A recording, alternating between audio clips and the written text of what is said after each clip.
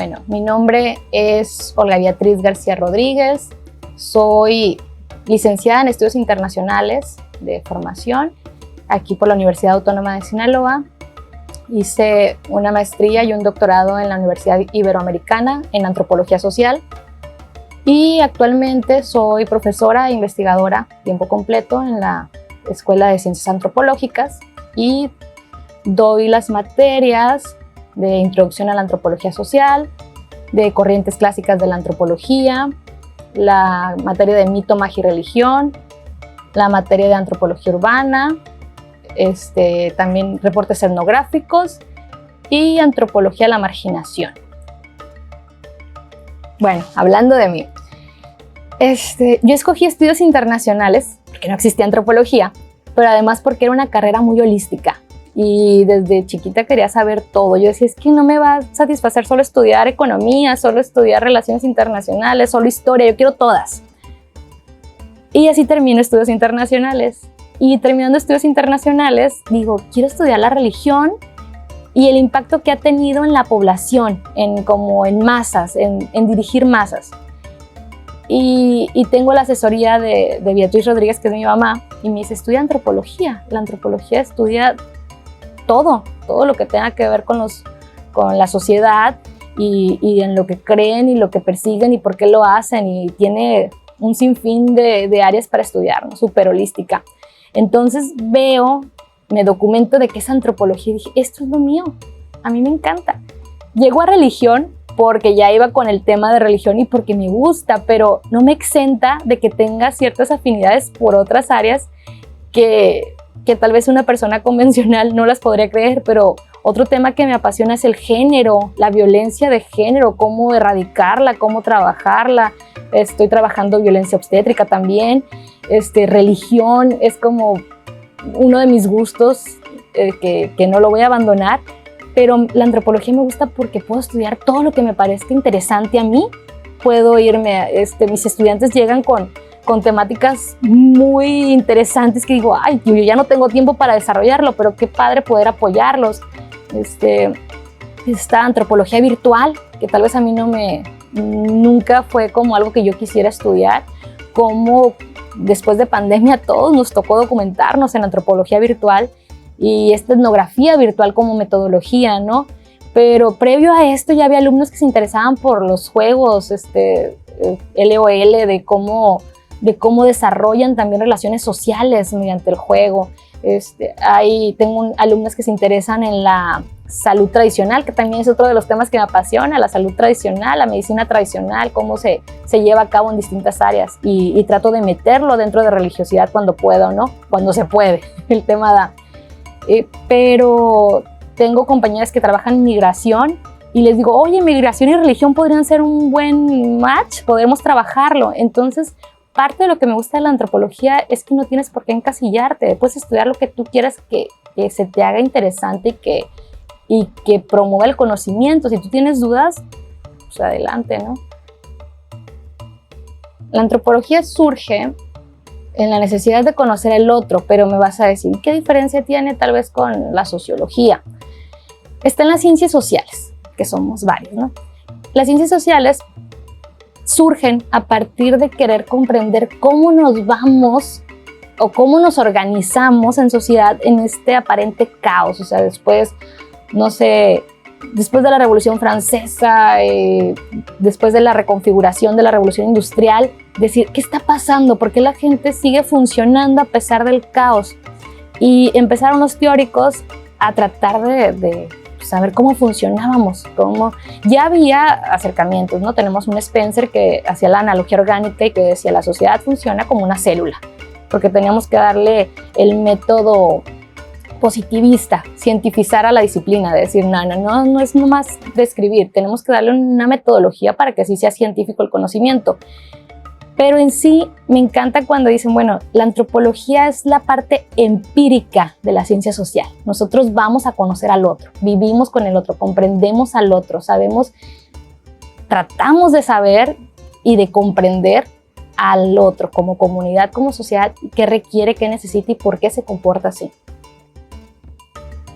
Bueno, sí, a todos nos ha pasado que no sabemos en sí qué estudia la antropología o pensamos que tenemos que estudiar las 4 subdivisiones que tiene la antropología. Nosotros en particular somos antropólogos sociales, pero la antropología, como te digo, se divide en 4. Está la arqueología, con la que nos confunden constantemente, de que encuentran, no sé, algún vestigio o alguna ollita y creen que andamos buscando pirámides y cosas por el estilo. Es como mediante los objetos físicos construir el pasado de ciertas culturas, ¿no? Pues eso no hacemos. Está la antropología física o biológica, que tiene que ver con la estructura del cuerpo humano y cómo nos hemos ido adaptando a la actualidad, ¿no? Que tampoco hacemos eso. Algunos estudiantes vienen con la intención de ser antropólogos forenses, que van más encaminadas a esa línea, pero tampoco no vamos por ahí nosotros. Y está la rama lingüística, que contamos con la fortuna de tener un lingüista en la facultad, en la escuela, pero ese se enfoca en el estudio de la lengua, ¿no? Y cómo sus variantes y cómo se va adecuando a la actualidad. Nosotros somos antropólogos sociales y el antropólogo social, de manera muy general, estudiamos la cultura. ¿Qué quiere decir esto? Que estudiamos cómo el hombre o la mujer se desenvuelve en una forma natural en sociedad con el otro. ¿Qué hacemos? Por ejemplo, hay un autor que es Malinowski, que nos dice que tenemos necesidades básicas. Todos los humanos tenemos necesidades básicas: dormir, comer, etc. ¿Cómo lo hacemos? Es lo que es cultura y es lo que estudiamos nosotros. Sí, el estudio de la cultura ha sido analizado o estudiado como sinónimo de acceso a ciertas cosas, como música, a ciertos gustos de élite, podría decirse, ¿no? Tal vez. Y se ha utilizado la palabra de inculto como sinónimo de ignorancia. Cuando entras a antropología, lo primero que te hacemos ver es que no está relacionado una cosa con la otra. Cultura, todos tenemos cultura, porque es la forma en que nos desenvolvemos de una manera social con el otro. O sea, el cómo yo me despierto y me visto, cómo escucho música, de qué manera como, qué es lo que estoy comiendo, todas estas interacciones que tenemos en sociedad, eso es cultura. Entonces, si nos vamos a definiciones, o la primera definición de cultura, que está la de Taylor, es la de aquel todo complejo que está relacionado con creencias y prácticas políticas, ideológicas, de religión, de todo. Nosotros, como método de investigación, el método que utilizamos y del cual somos dueños y prestamos a otras disciplinas porque somos muy compartidos, es el método etnográfico. El método etnográfico está compuesto por una serie de herramientas y técnicas, ¿no? Y tenemos la principal técnica es la observación, después la observación participante, o sea, participamos en el fenómeno o sociedad que deseamos estudiar. Te doy un ejemplo. Voy a estudiar, no sé, el Día de la Virgen de Guadalupe, para ser más ilustrativo. Observo a la Virgen, observo todo el ritual que significa la Virgen de Guadalupe. Voy a la lomita, voy a donde está el templo de la Virgen de Guadalupe. Pero al momento también voy a hacer las peregrinaciones o las procesiones que se lleven a cabo. Ahí yo ya estoy haciendo observación participante. Y también realizo entrevistas, que es otra técnica, ¿no?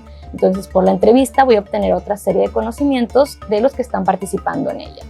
También realizamos historias de vida, donde yo podría preguntarle o decirle a una señora o señor, le hago una entrevista ahorita, pero quiero complementarla con cómo ha sido su vida siendo devoto de la Virgen de Guadalupe. Eso es por dar un ejemplo, porque hacemos investigaciones de todo tipo, ¿no? Donde haya humanos, obviamente. Método etnográfico requiere necesariamente trabajo de campo. no existe un método etnográfico sin trabajo de campo. Consiste, dependiendo tu tema a investigar, será el campo que tú realices. No quiere decir que todos vayamos a un campo, ¿no? En primera. Si tú haces antropología de la empresa, te tocará ir a la empresa que tú estás estudiando. Si tú haces antropología audiovisual, antropología virtual, pues tu campo será virtual. Entonces, eso es lo primero. El trabajo de campo es donde nos relacionamos con el grupo de humanos y de sociedad que queremos estudiar, analizar y comprender. Entonces, a eso le llamamos trabajo de campo, en el que hacemos un diario de campo. Todos los días, por eso es diario, escribimos nuestras notas, nuestras entrevistas, toda la información que hemos recibido de los otros para poder tener un registro lo más real posible, porque con el trabajo de campo nos damos cuenta que no es la misma información la que recabas el día 1 que el día 150, que el día 33, porque también generamos un concepto que se estudia, que se ve mucho en antropología, que es el rapport. El rapport consiste en la confianza que tú generes con tus informantes. Entonces no será la misma confianza o el mismo rapport que tengas el día 1 de tu entrevista al día 120. De hecho, es sabido que un buen antropólogo tiene que saber hacer campo. Puedes ser muy bueno en la teoría, pero sin campo no vas a ser antropólogo. Busca otra disciplina.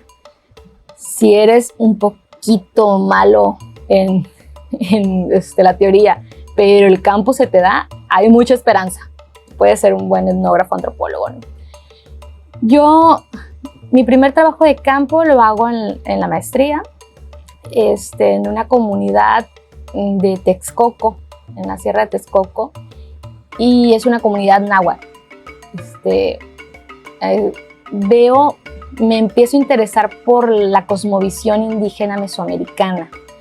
Y para mí, como te dije, la subjetividad, qué tan importante es, porque aunque mis compañeros naturalizaban ciertas prácticas, rituales, para mí eran otra cosa. O sea, ¿cómo que creen en brujas que chupan sangre? Fue mi primer choque, ¿no? Y me decían mis compañeros, pero es normal, nunca te han contado las brujas que chupan sangre. Y yo les decía, no, yo estoy en el norte, donde lo más cercano a una bruja son las de Halloween. Entonces, este choque cultural me dio las pautas para poder seguir investigando sobre estos fenómenos que yo desconocía. La otredad, lo que a mí me hacía diferente, me dio la base para poder cuestionarme todo o cuestionarlos todos, ¿no? De decir, pero ¿por qué creen estas brujas? ¿Cómo que se quitan las extremidades del cuerpo y salen volando a los cerros? ¿Y por qué chupan o qué chupan? O sea, y los niños, ¿y de verdad chupan a los niños? ¿De verdad se creen eso? ¿Por qué la gente dice que creen eso? Eso tenemos los antropólogos, muchas dudas para querer comprender por qué las personas creen en lo que dicen creer. Y esto no se limita a la religión, puede ser política, puede ser cualquier cuestión ideológica. ¿Por qué crees lo que crees? Entonces, el antropólogo juntará una serie de panoramas mediante la observación y dirá, mira, pues es que si tiene una geografía así, si tiene una economía así, si tiene una política así, que todos son determinantes culturales, una lengua así, pues esto es lo que sale como resultado.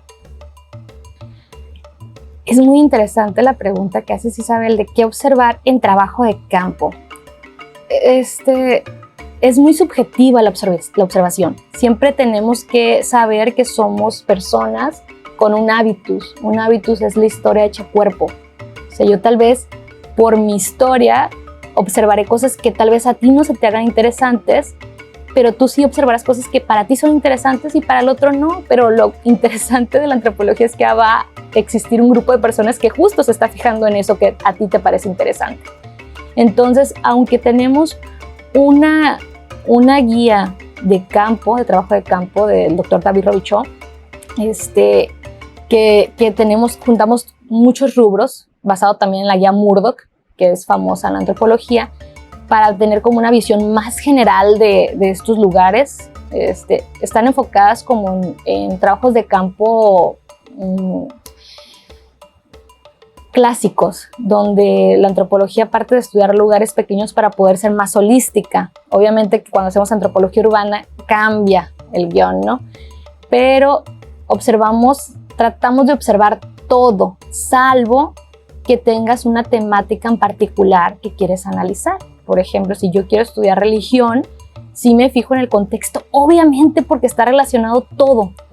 Haz de cuenta, si estudio religión, tengo que necesariamente fijarme en su economía, porque las peticiones y mandas que se realizan para los santos están relacionadas con la situación económica. Si yo quito la situación económica, no voy a entender por qué le piden al santo que llueva, porque lo piden para la agricultura. Entonces, uno va conociendo sus temas y se va documentando, y también la población te va diciendo cuáles son los temas a observar. Sí, Tacuchamona fue para mi tesis doctoral. Yo venía, te digo, previamente había hecho trabajo de campo en el centro del país, donde las problemáticas eran diferentes, las situaciones eran muy contrastantes, el clima era opuesto completamente, ¿no? Y llegar a Tacuchamona, a pesar de yo ser sinaloense, era como también un acercamiento con el otro y desde otra perspectiva. También me encantó porque te puedes, o sea, lo sabemos, pero te puedes dar cuenta de los distintos Méxicos, o los distintos Sinaloas, o los distintos Culiacanes incluso. Llego por llevar una práctica de campo de alumnos de la Escuela de Ciencias Antropológicas, y empezamos a conocer un espacio con una economía agrícola y ganadera, donde las personas tenían una fiesta patronal no tan famosa como la celebración de la Semana Santa, y por eso era lo interesante de cómo la unidad de la población servía para seguir reproduciendo una tradición, ¿no? En este caso católica, pero también cómo había alcanzado el proceso de secularización. O sea, de secularización se llama cuando la religión ya no es como el eje central de la organización, sino también tenía que ver con turismo, tenía que ver con otra actividad económica que fuera necesaria para la población. Si bien existe, no es el foco central de la organización. Y empezamos a ver una serie de fenómenos, las creencias mágico-religiosas, cómo cambiaban. Acá ya no había brujas que chupaban sangre ni que salían volando por los cerros. Había duendes, que eran los niños que no eran bautizados. Había los oráculos, que son las cosas que yo estudio. Oráculo se llama todo lo que te pueda decir el futuro, ¿no? Puede ser el maíz, puede ser las cartas y esto. Y eran para encontrar objetos de la agricultura perdidos o ganado. En sí el oráculo no lo podemos estudiar desarticulado, ¿no? Es como un componente dentro de la religiosidad popular. Dentro de la religiosidad popular, donde yo he dividido en dos rubros, uno público y uno privado. Entonces, creo, sin temor a equivocarme, que entraría en el rubro de lo privado. La gente no te lo dice tan fácilmente. Es como un aspecto más privado dentro de sus hogares, y se llama la lectura de las cartas. Te digo, en otros lugares será la lectura del maíz, de los caracoles, y que te puede decir el futuro. Nosotros, al estudiar la religiosidad popular, vemos desde la historia como un determinante cultural, acordémonos de Boas, como el particularismo histórico o la historia en particular de cada comunidad te va llevando a ciertas creencias. Entonces, si a mí me tocó una conquista donde hubo una eliminación de indígenas y solo quedaron españoles, se explica una lectura de cartas españoles hasta nuestros días, ¿no? Si a mí me tocó en la historia que incentivaron la ganadería o que el espacio daba para la agricultura, pues también estos oráculos tendrán que ver con esto. Un choque o hipótesis que yo tenía es que tal vez iba a encontrar especialistas del clima, como en el centro del país, que se llaman graniceros. Los graniceros son los ayudantes de Tlaloc, que ayudan a hacer llover para también que la agricultura siga funcionando. Y yo quería buscar graniceros en Sinaloa, era parte de mis tareas. Y pues nos dimos un estrellón porque no había graniceros, o no encontré graniceros. Si los encuentran me avisan. Pero sí encontré que había estas procesiones de buen temporal, donde se sacan a los santos y se hace una procesión en el pueblo para hacer que llueva. Entonces es como un sustituto de, pero más apegado al catolicismo. Y todo esto lo estudiamos, bueno, desde el rubro de la religión, ¿no? La marginación ha sido un tema que me gusta trabajarlo o que me gusta dar la materia porque siento que concientizo a mis alumnos del México en el que viven. Entonces, es un llamado de atención de decirle, tú te imaginas tu México, un cuadrito muy limitado tal vez, como a ti te toca vivir, pero en México existe otro panorama. Entonces, tal vez no lo he relacionado mucho en trabajos académicos, pero para mis materias, como docente, es una materia que yo pido dar para concientizar al otro, a mis alumnos, y que mis alumnos sepan desarrollar trabajos antropológicos en áreas marginadas, vulnerables, segregadas, y que tratemos de erradicarlo, de eliminar. Hay cosas que se pueden hacer, que siento que es un poco también o mucho de la antropología, llamados de atención a ciertos sectores que invisibilizamos, pero además que hay que partir por nosotros. Como antropólogos no juzgamos al otro, comprendemos al otro, y si tú no estás dispuesto a comprenderlo y saber que tal vez estamos completamente equivocados, pues es muy cuestionable tu postura antropológica, porque sabemos que hay otras realidades y que hay muchas cosas que parten de nuestra formación y cómo nos toca vivir nuestra historia. Entonces, para lo que uno sea verdad, tal vez para ti no. Y marginación ha sido una materia que creo que a todos mis alumnos nos ha hecho pensar qué estamos haciendo, y es un llamado a la antropología aplicada, a trabajar y hacer una antropología que sirva para el otro, o sea, que sea funcional, que genere políticas públicas, que genere oportunidades, que se evite la violencia, la discriminación, que si uno puede ser excluyente por ignorancia, que puedas ser introspectivo y decir, yo he hecho eso, pero ya no lo voy a hacer y tampoco voy a alentar comportamientos de discriminación.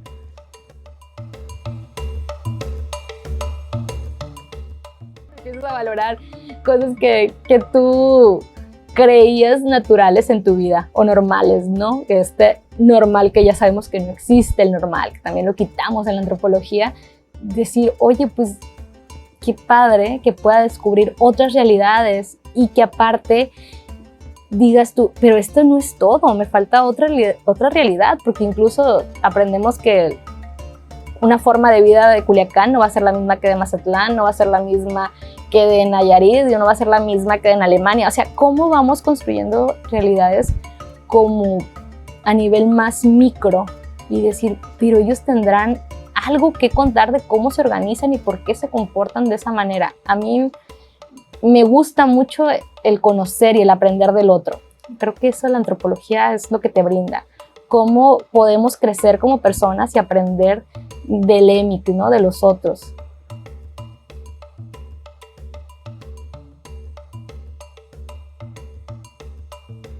Creo que el conocimiento desde la antropología es el más real. O sea, podemos estar llenos de buenas intenciones y generar cambios en sociedades que no lo requieran, que no lo necesiten, que no partan de sus necesidades porque no les preguntaron qué necesitaban. Entonces, creo que la antropología te da un conocimiento del sector o grupo que lo requiere y que sabe por qué lo necesita. Los diagnósticos sociales que hacemos como antropólogos van a ser muy diferentes a los que hagan otras disciplinas, sin ponerles nombre, porque tenemos en cuenta al habitante de esa sociedad, tenemos en cuenta al EMIC, queremos saber qué cree que es su solución, porque posiblemente esa sea la solución que él necesita y la indicada y que puede generar el cambio. Si yo voy, los veo 3 horas, hago una encuesta y llego y digo, ¿saben qué? ¿Necesitan una cancha de tenis para jugar? Pues posiblemente no tenga ningún cambio y la cancha de tenis no se use nunca.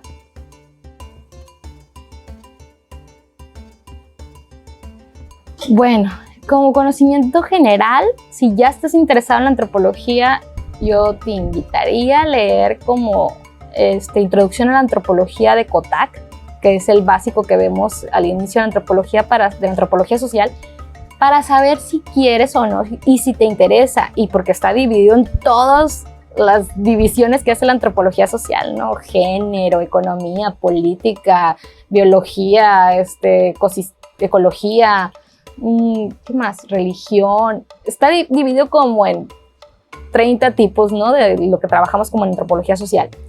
Pero si eres más chiquito y chiquita, a mí si algo marcó la diferencia es que me encantaban las novelas descriptivas, o sea, novelas de Isabel Allende y de García Márquez. Yo los invito a seguir viendo estas realidades, porque así el género literario es realismo mágico, te muestra otros entornos, otras situaciones, otras realidades donde yo creo que desde ahí ya sabía yo que iba a ser antropóloga sin saberlo, ¿no? O sea, cómo te hacen sentir hasta el calor de una comunidad, pues, cómo viven, cómo se organizan, cómo es el sistema de parentesco, cuántos hijos tienen, con quién se casan, todo esto era muy antropológico de mi parte y no sabía, pero si eres más chiquito, leer novelas les digo, yo recomiendo a Isabel Allende y a Gabriel García Márquez como buenos autores literarios.